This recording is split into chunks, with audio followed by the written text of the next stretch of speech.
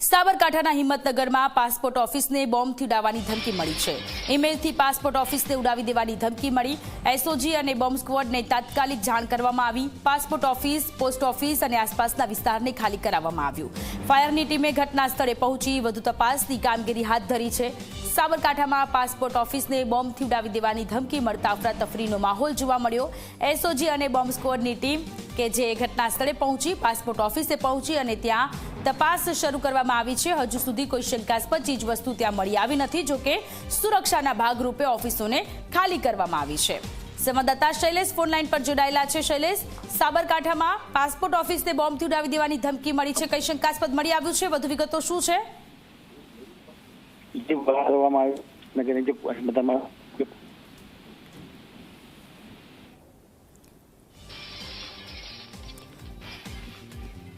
તો ફરીથી સંપર્ક કરવાનો પ્રયત્ન કરીશું। તો સાબરકાંઠાની આ સ્થિતિ, પાસપોર્ટ ઓફિસને બોમ્બથી ઉડાવી દેવાની ધમકી ભર્યો ઈમેલ મળતા અફરાતફરીનો માહોલ સર્જાયો। પાસપોર્ટ ઓફિસને સુરક્ષાના ભાગરૂપે ખાલી કરાવવામાં આવી છે।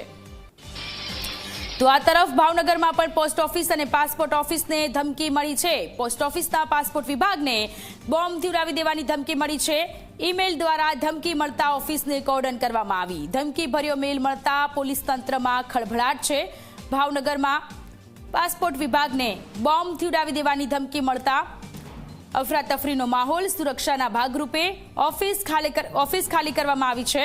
નવનીત વધુ વિગતો સાથે જોડાયેલા છે। નવનીત, ભાવનગરમાં પોસ્ટ ઓફિસ અને પાસપોર્ટ ઓફિસને ધમકી મળી છે, બોમ્બથી ઉડાવી દેવાનો ધમકી ભર્યો ઈમેલ મળ્યો છે, વધુ વિગતો શું છે?